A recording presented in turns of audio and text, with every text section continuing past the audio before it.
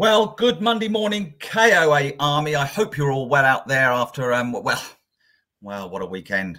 What an up and down weekend, like a great Yarmouth roller coaster. Have you been on the one at Yarmouth? What a wonderful roller coaster that is. But oh dear, what a kick in the stomach that was, wasn't it, guys? Well, I'm Mike Bacon, the King Porker, La Porca Poncho, La Porco Pondianos, who I'll be introducing the KOA pod this fine Monday morning. The Heath Monster.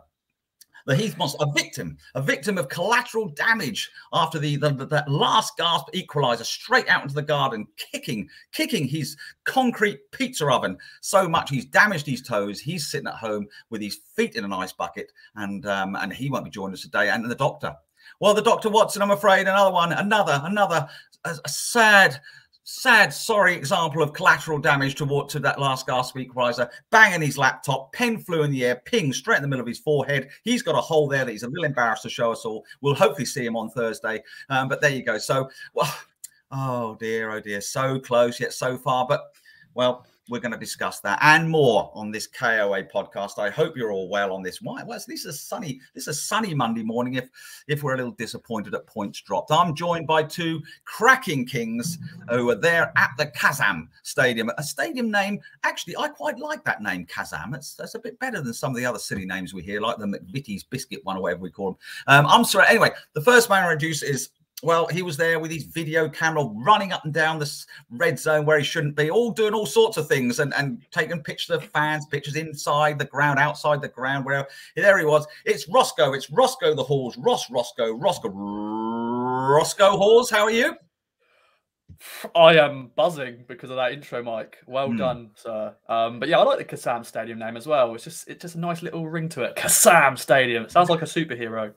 Yeah, it's almost nearly as good as the Wham Stadium. I quite like the Wham one. Is that Accrington? Yeah. Wham is Accrington, isn't yeah. it? Quite like that one as well, but the Kazam is good. But anyway, so Ross, we'll come to you in a minute. A busy weekend you had. You're not just with the Ipswich Town men's team, also the Ipswich women's team. We'll talk about that later on as well. But my fellow Grand King who was at the Kazam on Saturday, a man whose middle name is Cucumber, cool as. Nothing worried him on. So when the last goal, when the equaliser went in, as disappointed as he was, he just carried on with his match ratings, professional to the core.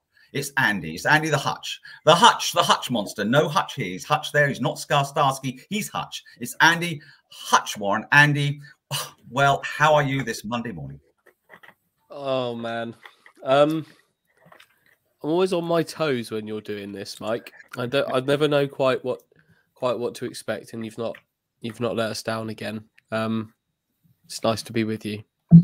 Pleasure to be with you, and of course, well, it is a pleasure to be here. It's just a shame. It's just, it feels so disappointing, doesn't it? Those 2 extra points in their League One table look so different, Andy. Andy, you were there, you saw it all in its glory, and it's not so much glory at the end. Oh, go on then, give us a streamlined view of an up and down Saturday afternoon Kazam.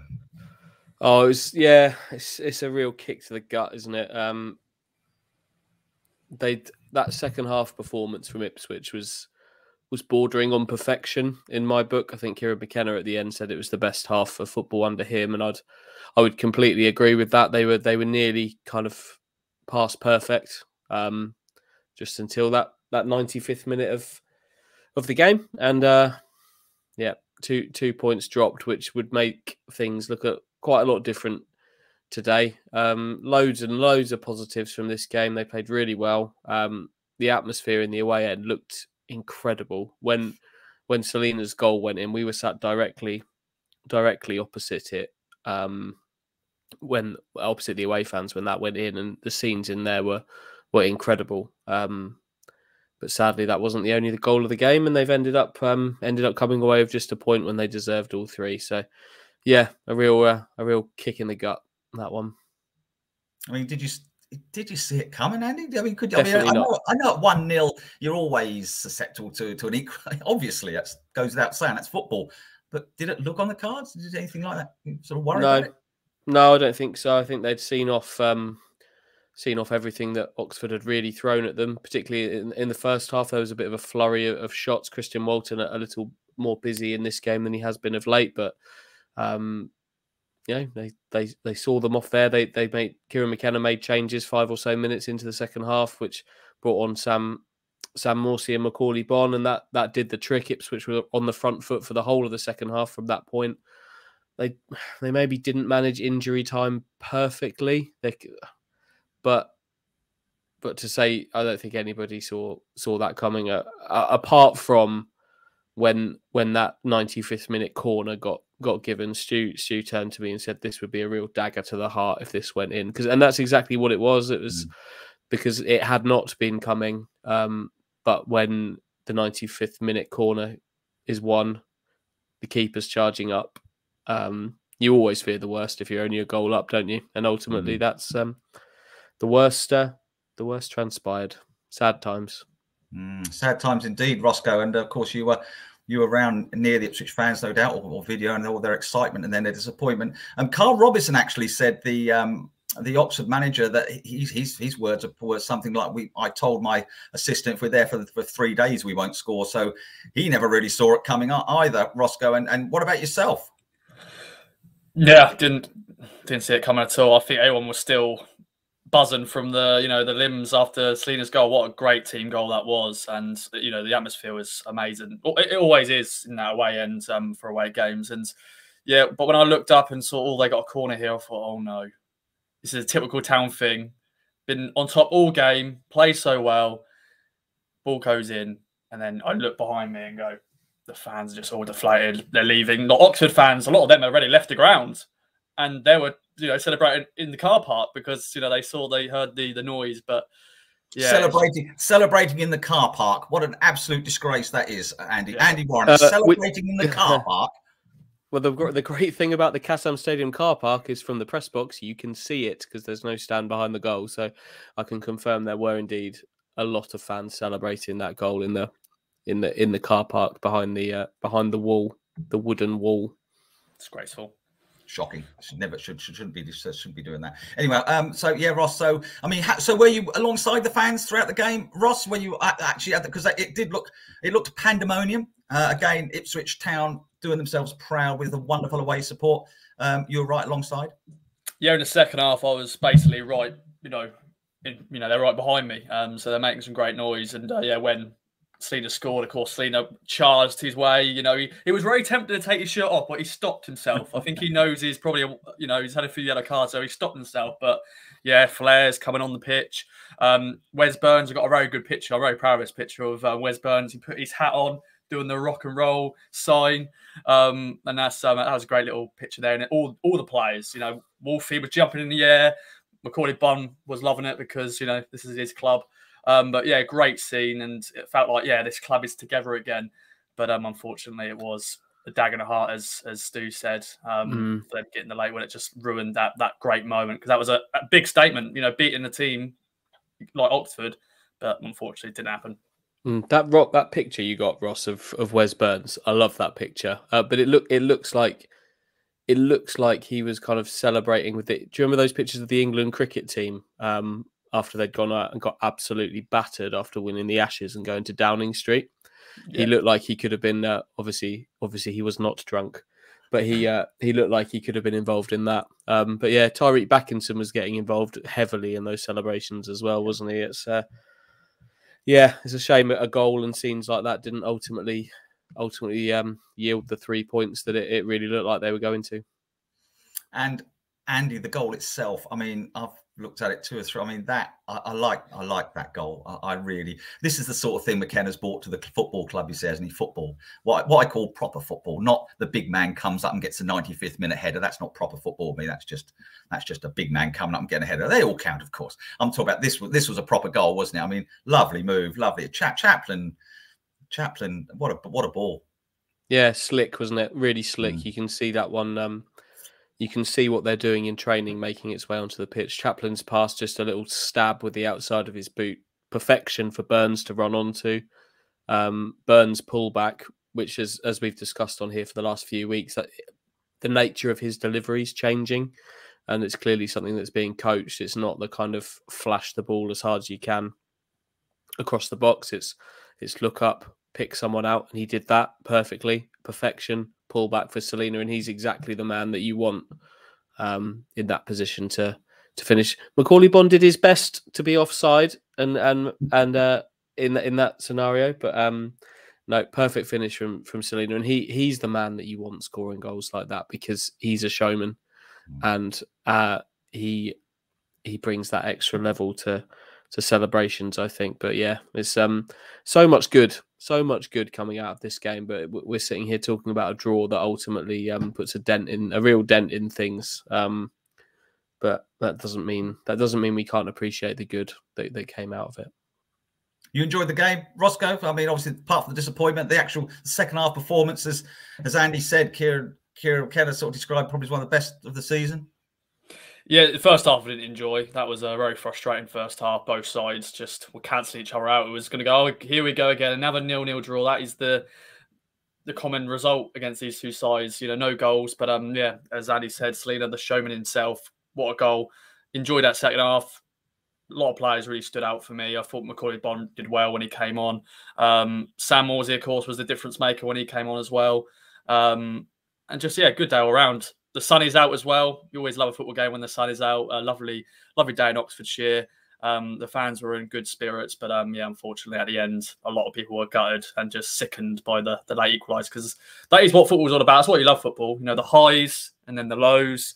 Of course, it does hurt when you are that side who are losing out on a big 3 points when a late equaliser goes in. But good day all round despite the draw. Yeah, we don't mind it, Andy, do we, when we get a late equaliser? That's always good stuff, and we're always, you know, think that's a wonderful result, and what a great day out and everything. But that is football, Andy. You said plenty of positives more positives than negatives by a long way. You said, Andy. I mean, just take us through a few more, because it did sound like a very good performance. Yeah, there are a lot more positives than negatives from this game alone. Obviously, it's a very negative effect on what we still hoped and hope Ipswich can do this season, because make no bones about it, not picking up 3 points in this game is a real blow to trying to reach the playoffs. I think there's a growing acceptance that that's probably not going to happen this season. That all of us kind of agreed on Thursday's podcast that we think it's probably going to end with Ipswich missing out. But if you just look at the game objectively, there are loads of positives to take. They defended really well until the last. Again, Wolfenden again was really good. Donatian really good. I thought Cameron Burgess played really well as well. Sadly, it was him that lost his man, though. McNally took this one giant kind of sidestep, which kind of left Burgess standing, and that meant that the Oxford defender was able to get the run on the Ipswich man and thump home that header. Burgess would have come off very frustrated by that. He lay flat on his back after the goal. But Wes Burns was fantastic down the right-hand side. It was a threat every time he got the ball, despite being kicked to the floor 3 times in the first 5 minutes. I thought Tyreek Backinson came alive once he had Morsey as his partner. Morsey brings so much to that team. Selena was the threat. As Ross said, I thought Bond looked really, really sharp, actually, when he came on for Piggott, who someone we probably should have a chat about in a bit. But yeah, just a flowing, slick team performance. Something's coming together, but again, in the here and now, not the result that was needed. It's funny because bizarrely the live table looks so different, didn't it? At sort of 4:45, and then like 1 minute later or 30 seconds later, it looks so different again. Yeah. But you see that there's still 8 games left. Is it? I can't remember. There's 7 or 8 games. 7 left now. 7 left. You know, there's still a lot of points. Now, a bit like yourselves, I think it's probably playoffs have gone, but these things can change very dramatically, can't they? You know, 3 points for a win compared to 1 point for a draw, Ross. You know, it can change the table very quickly. Yeah, I famously said the season was dead in December. Of course, I was sort of proven wrong for a while because Kieran McKenna, masterclass and all that. But I think this is probably maybe the final nail in the coffin. I hate to say it, but a lot of Town fans were deflated after the game because this was going to be a massive result against a top 6 side. You know, we've not been able to do that yet. We've not been able to beat a team above us. But yeah, that is just a sickening blow on our playoff hope. We had slim chances of the playoffs. Now I think that is probably the final nail in the coffin. But yeah. It's the traffic as much as anything, I think. If Ipswich was 7th, let's say for argument's sake, Ipswich was 7th and Sunderland was 6th, 6 points ahead, I think I could still kind of summon a belief that could Ipswich win essentially 2 more games than Sunderland over the last 7? Again, that would be hard, but not impossible. But it's the fact that Wycombe are 5 points ahead, Sheffield Wednesday are 5 ahead with a game in hand as well. The chances of kind of overhauling three of those teams from the position that they're in right now, not to mention Portsmouth actually, who are have played a game less and only 2 points back. It's the traffic, I think, that's going to be the problem, well, as much as the points. But it's not dead yet. These games have still got something on them, and there's still a chance, but it's not a chance I see them taking. But there are positives about where this is all going. It's just I think they're just going to run out of time. I think also the thing is that it's a extraordinary top 7 or 8, 9 teams, Andy. You know, they just keep winning. I mean, they're all putting such strong. You expect at least one to sort of start falling away at a rate of knots, maybe even 2. There's no. I mean, if somebody, I mean, it's only Rotherham at the moment who seem to have gone a little bit of a wobble, and they're already so many points clear at the top.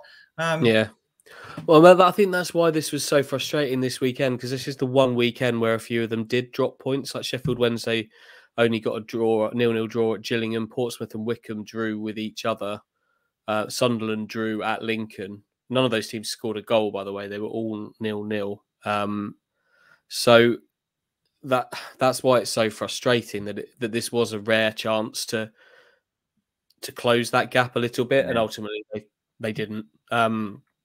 Did all the hard work to do it, deserved to do it, really. But on a very rare occasion, you're right, they're not dropping points, but this was a very, very rare occasion where all of them did, and Ipswich couldn't take advantage of it in the end. Right. Well, carrying on with a little bit more on the game. Your man Joe Piggott, my man Joe Piggott.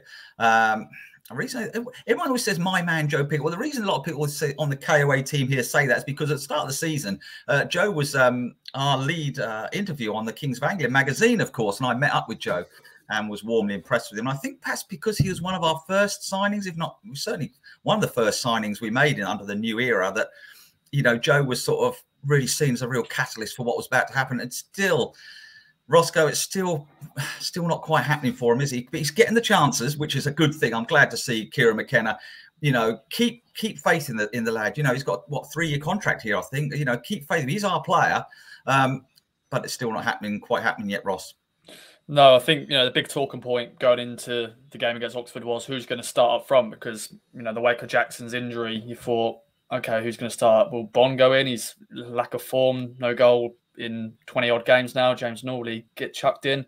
But I don't know if anybody was surprised to see Joe Piggott. I wasn't. I thought, you know what, give Joe Piggott a chance. He had some up and downs during this game. He had a few good link-up plays, but he lost the ball a lot of times. But he also was getting fouled a lot. There's a matter of times I was just like zooming with my camera, and times the defenders just had his shirt and just pulling his shirt, and times he actually didn't win a free kick when he should have done. And I think maybe it was good game management and probably man management from Kieran McKenna for not actually replacing him at half time, because that's what he may have felt like. Maybe he needed to take him off. But I think take him off maybe the 50th minute, I think that's a good idea, because if you take him off at half time, that will just ruin all of his confidence that he's got left. But I thought he did okay. But yeah, there's a few moments where I thought, he's not doing well there. But Bond came on and he changed the game for us. Andy, you've got you've got a few views on Pig, haven't you? It's just not quite happening for the poor lad, is it? No, it isn't. I didn't think he played very well. I'll be honest. It doesn't give me any pleasure to say that, because he's clearly a good guy who's had some tough times this year. Not just the way things have gone on the pitch, but off it as well, in terms of losing his dad, which must be very, very tough for anybody. I'm fortunate that hasn't happened to me yet, but it will, and that must be really difficult. But in terms of his football, it isn't happening for him. You're right. I think he lost the ball far too often for me. I appreciate the kind of the talk of kind of the link work and coming deep and he can do that, particularly at Fleetwood. He did that a few times and it's good. He can get on the ball and he can spread it wide, but that's not what I want him to be doing. If it's me, he's the one striker that's on the pitch. I want him to have a bit more energy, a bit more kind of oomph about him. There's 2 number 10s on the pitch to be kind of doing that job, and him dropping into those areas to do that isn't necessarily what I want. The bet. There's no problem doing that. Of course, there's not. That's effective. But if that's the kind of the big takeaway of kind of the areas that he's playing really well, that worries me a little bit, because I want my central striker to be a threat to defenders, and I don't think he is. So he looked kind of resigned to coming off. It came like a minute or so after a really good chance came his way. I think it was Wes Burns cut back again from the right side. He cut the ball back to Piggott, kind of edge of the 6-yard box territory, slightly with his back to goal, and he had time to bring it under control and either look to twist and shoot or lay it off to somebody else, and he miscontrolled the ball again, and I think that probably made McKenna's mind up, and given how well Bond did when he came off the bench, I'd be really surprised if he wasn't given the start at the weekend. He would have been who we've discussed this so many times about strikers and things like that, and still I'll still say again that Bond would be the one that I would go with. Would love to see Piggott come good, but it's just not happening for him. It's almost as the season. I know it's a bizarre thing to say, but the season always can't come sort of quick. The end can't come quick enough for Piggott, really, and sort of dust himself down and have a good pre-season if he stays at the club, which I hope he does. I mean, I've seen people sort of saying, "Oh, get rid of Piggott." We don't.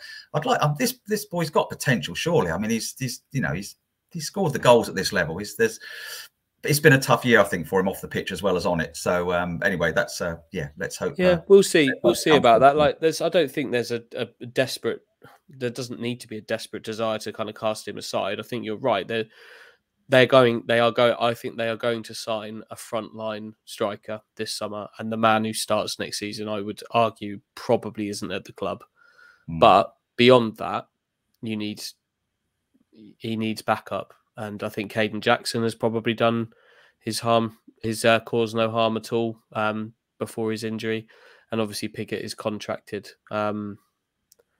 So I don't think you necessarily need to rush to get rid of him, but I don't think there's going to be a clear path to first team starts for him next season either. So it may well be that he wants to go. Who knows? That's a discussion for a way down the line, I think.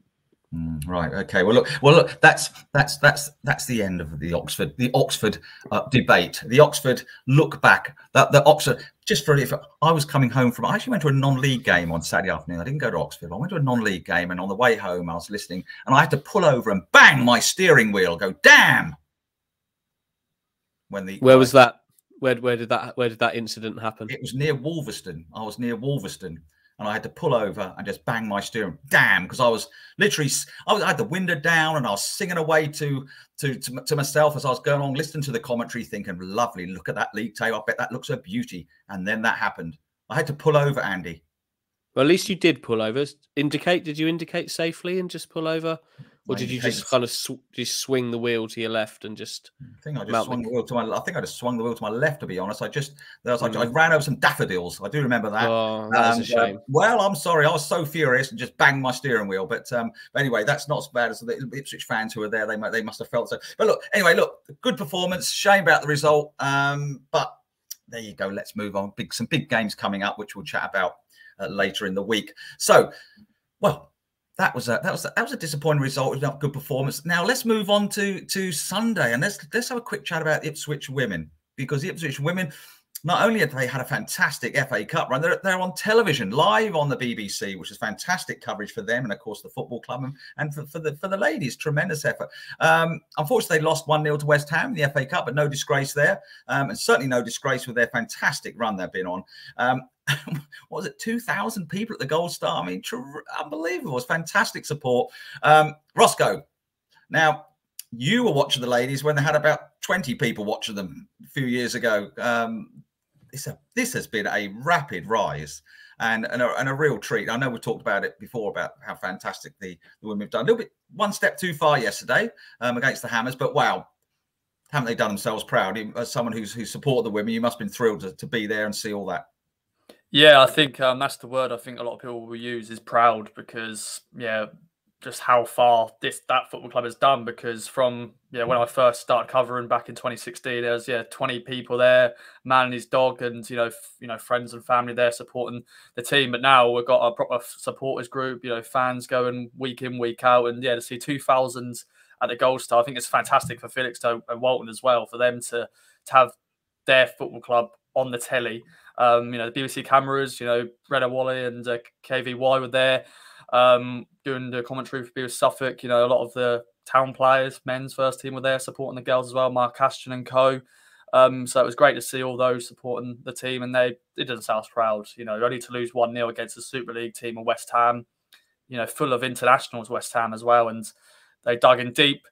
But West Ham, they got the killer goal, and they probably were happy to just sit back with 1-0. But they did themselves proud, and they've inspired the next generation of female footballers and just fans alike. So that's the word we're going to use, I think, is just proud. It's moved very quickly, Ross, hasn't it? The Ipswich ladies, Ipswich women's team has progressed very quickly in a short space of time from winning leagues and suddenly to be in this position of being such a very, very good side. And there's promotion on the cards for this season as well. Yeah, that's the goal. I think now the aim is, after getting to quarterfinals of the FA Cup, that's a big thing. That's history making already.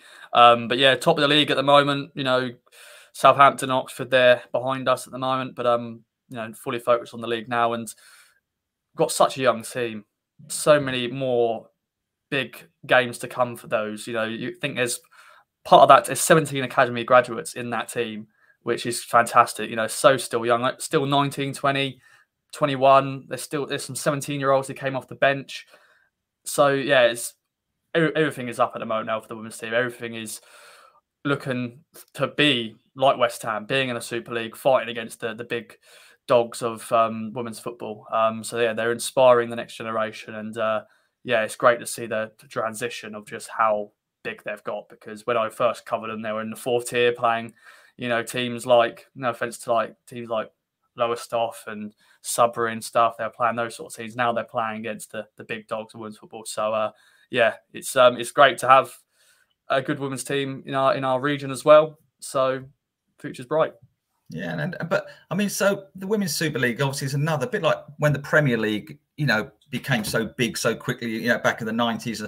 The Women's Super League has started to become so big over the last few years. I mean, how far? I mean, Ipswich not there yet, but can you see it? Can you see it in the future? Ipswich Town in the Super League? Yeah, I think that's the goal for the football club. I think they're wanting to get there. That is the ultimate aim. And if they can do that in a few years' time, then brilliant. If it takes longer, then it is what it is. There's so many other teams trying to fight for that spot. That's the only problem with women's football is there's only 12 teams allowed in the Super League at the moment. So, and there's only one team who get relegated. So that's the only problem, I think. It's just the situation there. But I think they're going to fight for it. They've got such a talented group, and that's the thing with the Lionesses. That success there has inspired many more young girls wanting to play football. And I'm sure 2,000 fans at the game on Sunday, they inspired them. I'm sure there was thousands, probably 100,000 people watching on telly and going, I want to be the next Natasha Thomas. I want to be the next Paige Peake, next Sarah Quantrill on goal. So I think that's another thing we could take away from this great run is it's going to inspire. And once again, those are 2 words I'm going to use, proud and inspire, because that is what they've done. That run is done. Yeah, very much so, Andy. I mean, you must agree it's obviously just terrific run by the women. Fantastic stuff. Yeah, they brought a real kind of, not just this season either, but they've brought kind of a quite a nice kind of positive side to Ipswich Town. Obviously things are going a bit better at the moment, but recent years haven't been very good for the Ipswich Town men's first team. So to have sort of something on the rise kind of alongside it is really good. I've been to a game this season. There was still like 500-600 there for that. This isn't simply people kind of turning up for the cup. There's kind of like a growing sort of regular hardcore, as Ross has said there, and that's the good thing about it. I think you can attract big crowds for big cup games, but it's the kind of the growing week by week fan base, which is exciting for them. They've got professional players there now. They're training more often, and I'm sure there's not really as the game grows, they're going to have to make more promotion places available, because I'm sure a lot of that is down to the sort of the governing bodies not feeling like there's the quality outside of the Super League. And then is it the Championship, Ross? Is that what the second division is called? Yeah. So not that, maybe not thinking there's enough quality out, but not just Ipswich, Southampton, and then in the Northern Division, is it Newcastle and Wolves are kind of the two big sides there. So there are teams that are kind of fighting upwards, and at some point the kind of authorities are going to have to look at it and expand sort of the flow of the pyramid, because there's better quality out there, and Ipswich are at the very forefront of that by the sounds of things, which is great to see. I think it is clearly only going to get bigger and better. Women's football, is there's no doubt about that. The Women's Super League has created a stage now that everybody wants to aspire to, and it's a great Ipswich Town are right up there. And you say they're now making those great strides, Ross. Yeah, I want to sort of talk about something more on a funnier side of what happened on Sunday. I think the listeners will enjoy this, because I did a Ross thing on Sunday. Yay! Yes, well done, Ross. Ross thing. Was it the time? Was that when you didn't phone me before kickoff, and then when I did contact you at halftime, you told me you were too busy? Is that the funny thing? That's okay. 3 funny things. That's one thing. People know that I'm terrible with my phone in terms of answering phone calls and sometimes answering messages. So that's one of the funny things. So the first thing is, well, actually, they both come together. I did forget 2 things when I left the ground. The first thing was a phone charger, which I've got plenty of those, so that's fine. You can replace that, and I can get that another time. But the other thing was my house keys. So I did, and annoyingly, my girlfriend was out at the time, so I couldn't actually get in my house. So thankfully, I was able to ring up the chairman and ring him up. But then he was saying he was going out for a meal with his family. But thankfully, the meal was at the farmhouse, which is just up the road to me. So he was able to give it to me. So thankfully, I've got my keys. I'm in my house because I'm recording this podcast right now. But yeah, that's a Ross thing. I left. Big shout out to Liam from Crew, who did the match report for us, and he also had to drive me up and down to get the keys and then other bits and bobs. Like, I also left my charger as well at his house. So that's 3 things I forgot. So oh dear, shambles. You sir are an absolute shambles of a man. But we still love you. And do not go putting your charger on expenses. If you're stupid enough to keep leaving it lying around, that's your tough luck. Yeah, I think I've actually, before we got our new laptops, when we used to have the old laptops, I actually left a charger in London, and I actually got it replaced. Luckily, one of the IT guys said, "Oh, here you go, I've got a spare here," but that was a boo-boo for me, leaving a charger. Yes, well, we'd like to say we're surprised, but we're not. But anyway, Roscoe, well, at least you're here now. That's good news. You're back in your little house. We'd hate the thought of you having to sleep outside in the shed or whatever you've got in your house because you couldn't get in. So I'm glad you had a good night's sleep. And so look, congratulations to Ipswich Women. I know they're disappointed to be out of the FA Cup, but hey, what a fantastic run! What the coverage they've brought to the town themselves, and fantastic. So very good, but. Well, with all ups, there's plenty of ups and plenty of downs in football, of course. And sadly, today we're looking back on a career of a very young player. Unfortunately, he's had to call time on it after some bad injuries. Tristan Nydam has announced yesterday that he's quitting the game professionally. Which I remember interviewing him again for the Kings of Anglia magazine 3 or 4 years ago. What a lovely, polite young man he is. And he was on the cusp of some great things. He loved to tackle. He was always telling me, and he loved his. And of course, he made some starts. He was pushing himself into the first team squad. But unfortunately, an ankle break, wasn't it, Andy? Or ligaments or ankle break? Yeah, all of it. Yeah, he's called it a day, unfortunately. Andy, you knew Tristan well as well. You spoke to him many times. Well, I'm disappointed is that, you know, people sit watch the Premier League and people run around earning £100,000 a week and think that's what footballer's life is, but there's the other side of it. Yeah, it's really sad, that one. Really, really sad. He's, as you've said, he's a really likable young man with a wise head on young shoulders, and to have kind of his dream. He'd been at Ipswich since he was 9 years old, and he made it as a football player at Ipswich Town. He played 20 games for Mick McCarthy in 2017-18 season. So not all of them under Mick, obviously. He left before the end of the season, but he played 20 games that season, and he wasn't out of place at all. He was thrown in earlier than he maybe should have been. Obviously, we'll all remember Emir Hughes and Tom Adeyemi barely kicking a ball that season. They were meant to be the Ipswich midfield, but their misfortune was Flynn Downs and Tristan Nydam's opportunity, and both of them came through and didn't look overawed at all. But really felt like there was a really good career ahead for him. But sadly, that night at Notts County in pre-season ahead of the first League One season was ultimately ended his career. Really, I remember it very vividly. The noise you could hear, the whole ground went quiet. Like you could tell a bad injury had happened. Obviously, we didn't know quite the extent of it at the time, but it's so cruel because he, again, having had a really tough year the year before, Paul Hurst loaned him out to Scotland, to St Johnstone, where it was a waste of his time, essentially. I don't think St Johnstone knew why they signed him. He barely played. He was hundreds of miles from home. His career stalled. By the time he came back, the club were battling relegation, and Paul Lambert probably rightly didn't want to chuck a teenage boy into that. But ahead of that season, just as that injury happened, he'd started to kind of push his cause again. This time at left back, he was making a bit of an impression at left back. We saw him over in Germany, didn't we, Ross? And he was doing well. He looked like he'd earned a place in the squad at the very least as a left back, but ultimately, so cruel. He did get back on the pitch. He played in the first game post takeover, which was a really strange experience.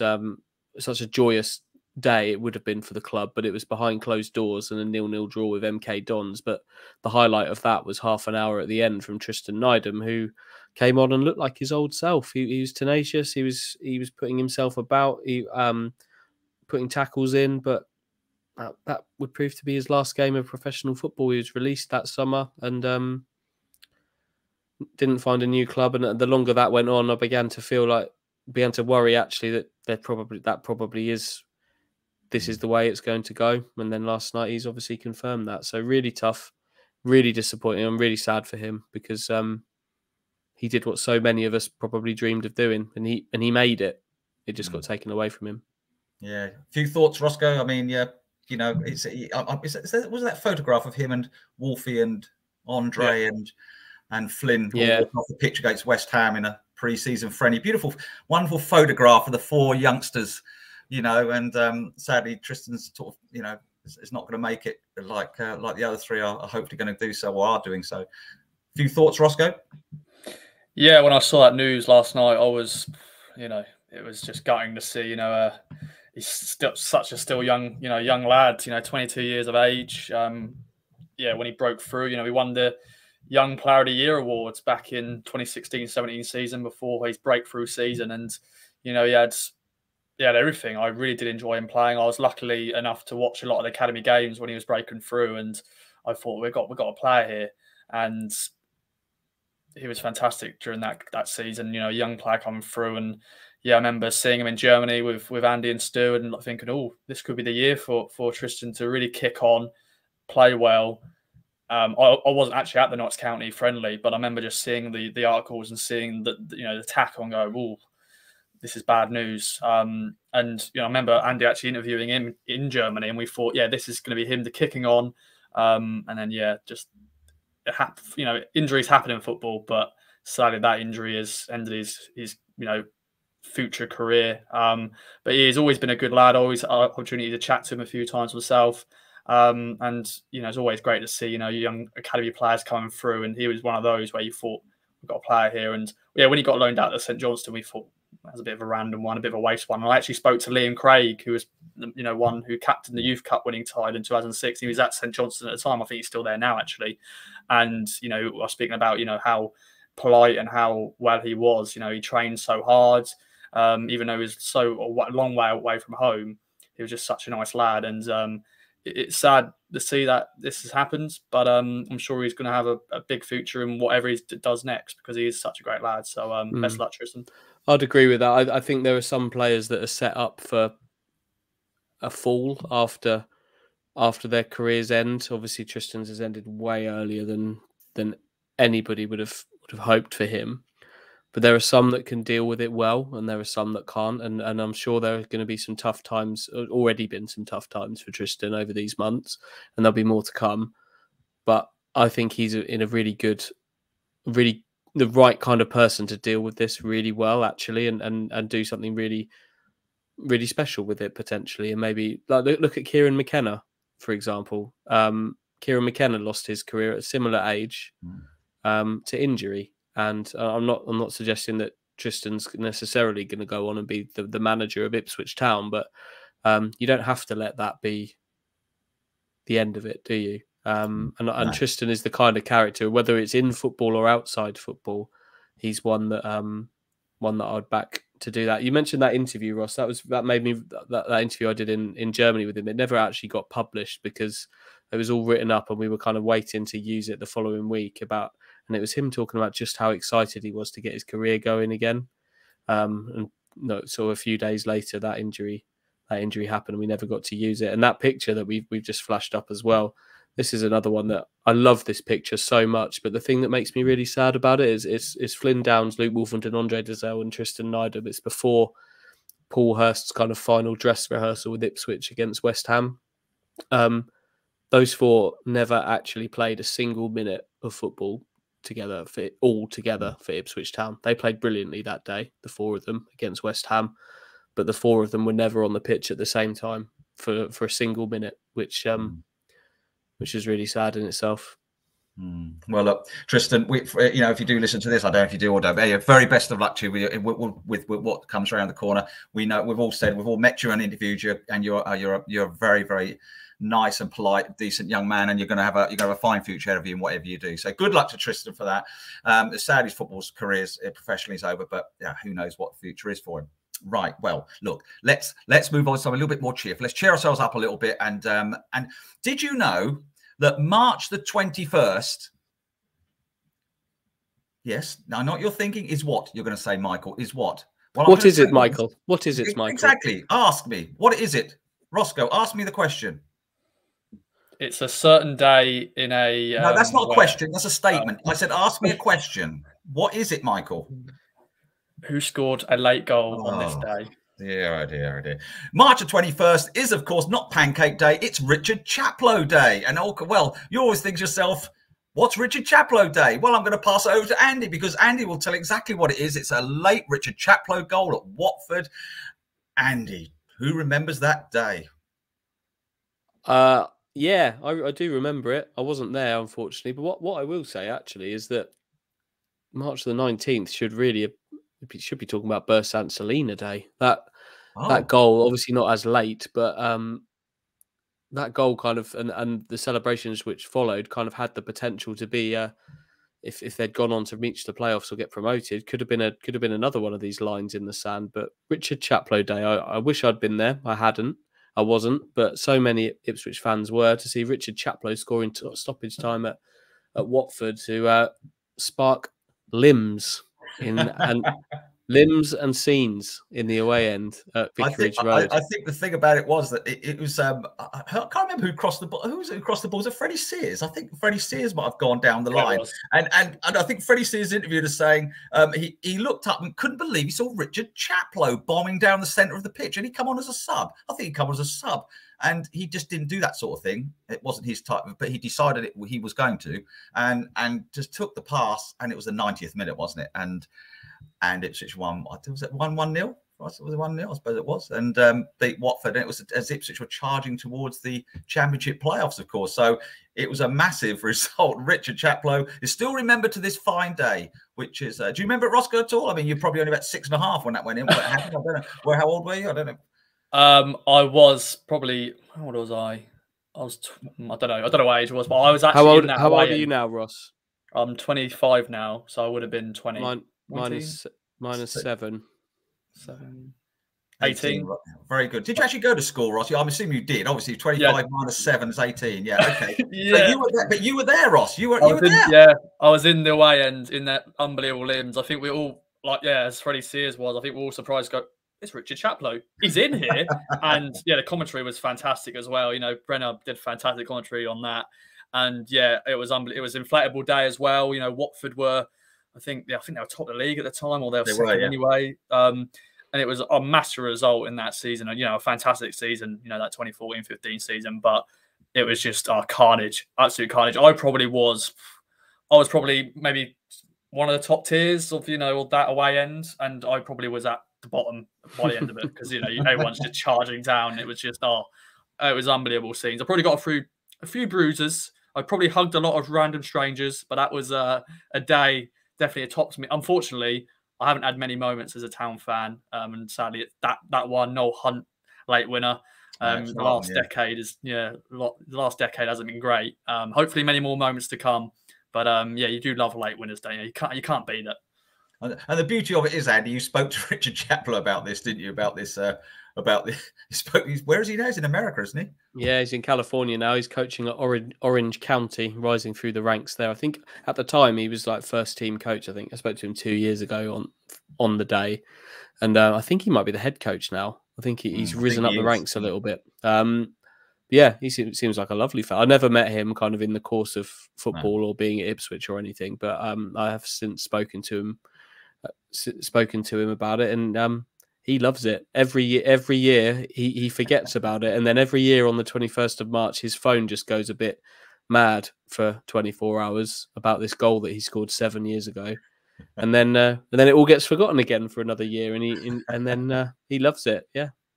Brilliant. Great stories. Great. Got those moments in time, haven't you? That's what being a fan is about, especially an Ipswich Town fan. We've got some great moments in time to remember, and that's one of I do remember that distinctly, and the commentary was great, and Chaplow bombing through the middle. I think someone said, you know, what was he doing? It was just what was he doing there? It was just so bizarre. But anyway, great time. So anyway, all right, great. Richard Chaplow days. I hope you're celebrating that. I will probably I think I might have a pancake actually. I think I'll have pancakes tonight. Celebrate. I don't know why. I just why not? Andy, why not? Indeed, like Richard Chaplow, pancakes. Exactly. Well, that's how I'll remember it from now on. I think we should shave all our heads off just for him, because you know. Shave your head off or your hair off? Hair off. shave your head off. It's extreme. Goodness me, that's a bit. Anyway, well, that's great. So, well done, Richard Chaplow, and thanks for those memories. Andy, we'll come to the end of another fine podcast, if I say so myself. Well, fine as you want, but perhaps not that good. But I mean, it seems to be all right. We're enjoying ourselves, aren't we? We do nothing else. We chat for hours. Andy. Now the $1 million whatever thing it is, $1 million cheeses. I mean, how are we getting on? How did we get on Saturday? Not well, I imagine. We never seem to. Success, actually. I know. Yeah, a winner. Under 2.5 goals. Came in, so won 90 grand. Thanks to Stuart Watson as well for pushing me in the right direction with it. You went for under 2.5, did you? And it came up. Oh, well, obviously it came up. Yeah. Well, that's so, fantastic. Yes, that's put me in my place, hasn't it? Because there's me always thinking, what a waste of time this is. That man's blown nearly £1 million. Wow. Have I, though? My turnover is spectacular. The amount of money that's been turned over in this is a spectacular amount. Well, yes, it certainly is spectacular. There's little doubt about that. So well done, Andy. Oh, so well. That's rather caught me on the hop. Rather, I expected to rather be giving you a little bit of a hutch rollicking there, but no need, Roscoe. Is there? It's good news.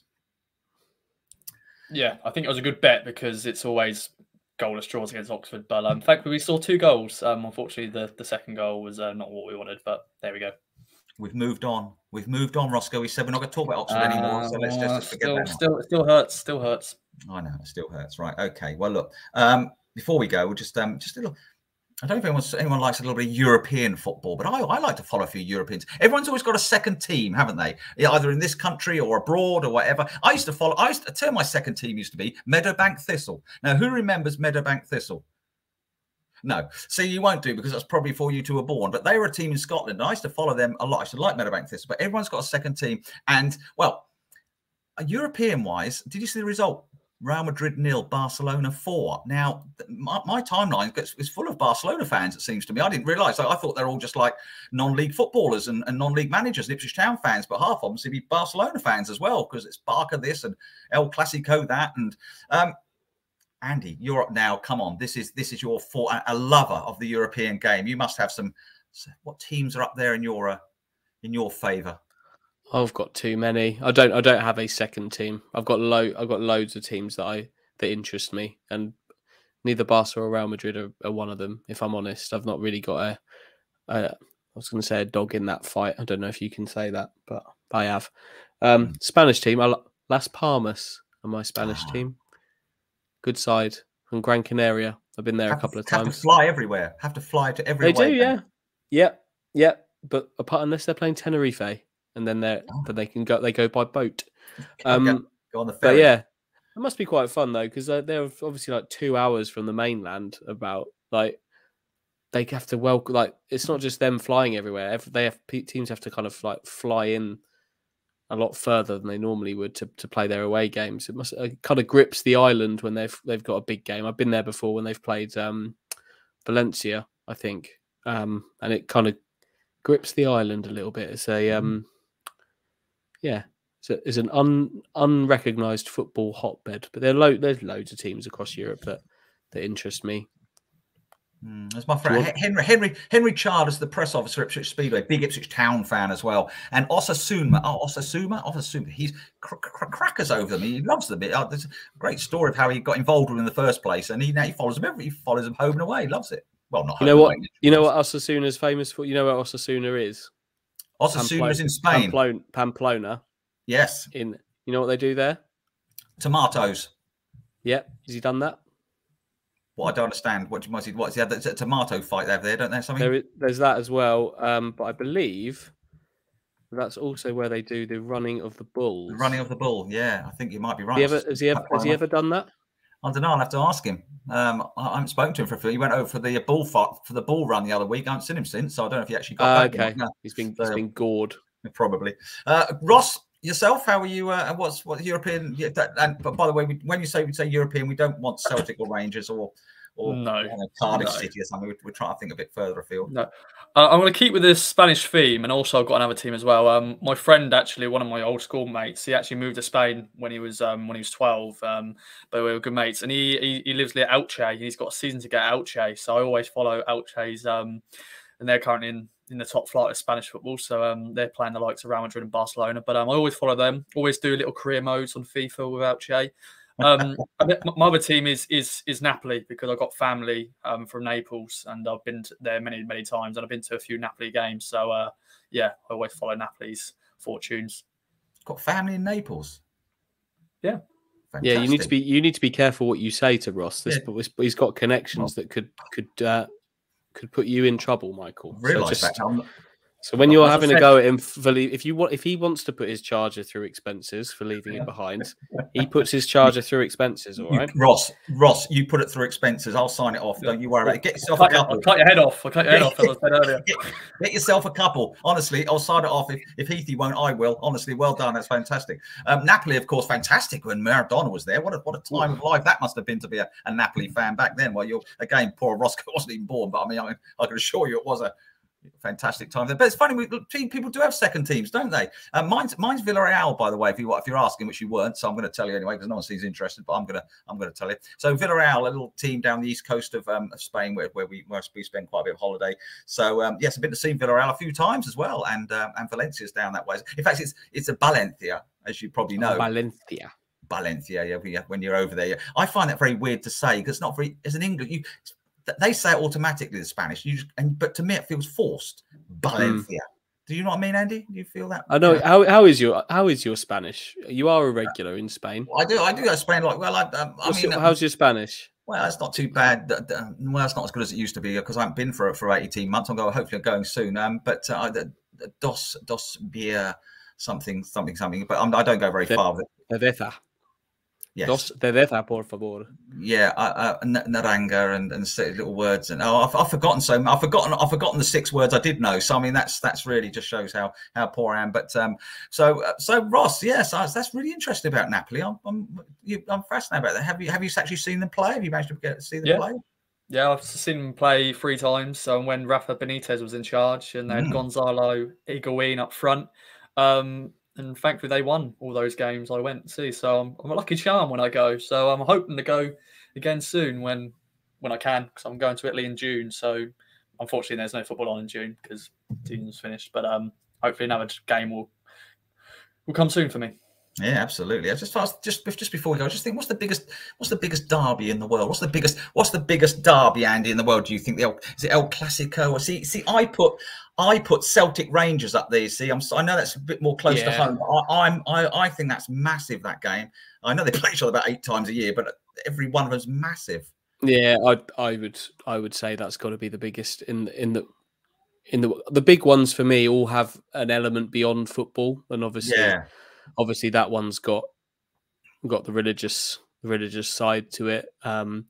Like Barcelona, Real Madrid is kind of Spain against like Catalonia, isn't it? Where they think there's obviously political issues there.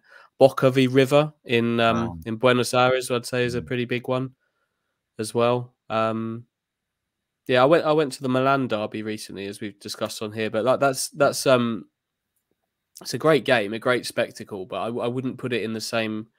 Having now witnessed it, it was a great atmosphere, but it's quite friendly, actually. Like, is it? Yeah, like there's quite a lot of it was a Milan home game, so I was in with the Milan fans, obviously, but like Inter fans are quite happily kind of sitting in there. I think that's fairly common. Obviously, there's a bit of banter going backwards and forwards, but nothing too outrageous. But if you suddenly got a sort of a green and white hooped shirted man sitting in the Rangers section at Ibrox for an Old Firm derby, I don't think it's going to be quite as welcoming as this one was. So yeah, derbies are great, and hopefully in the not too distant future we might have ours back to discuss at some point. But yeah, I'd probably agree with you, Mike. I'd put the Old Firm at the top of that. Well, when I played for St John's Primary, Sidegate Lane were always our closest. Yes, me too. We both played. Yes, we did, didn't we, Andy? Both were St John's. Yes, footballers. See, separated by just that little wooded area at the back of the field, like keeping the peace.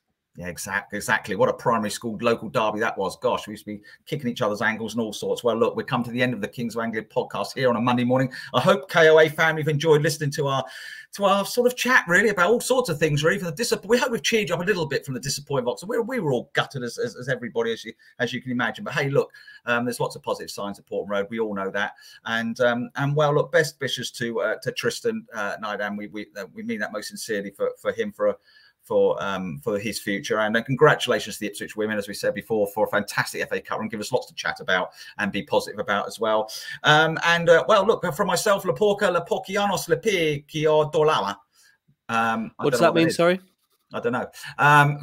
Goodbye from me, and of course, well, Roscoe, a little cheerio from yourself, and then I'll leave the final word to the Hutchman. Goodbye. Adios. Adios. Adios. I should have said ciao, shouldn't I? Should have said ciao. Oh, did you? See, you might as well keep it running. Why do you keep it running now? Say ciao. Ciao. Yeah, bye.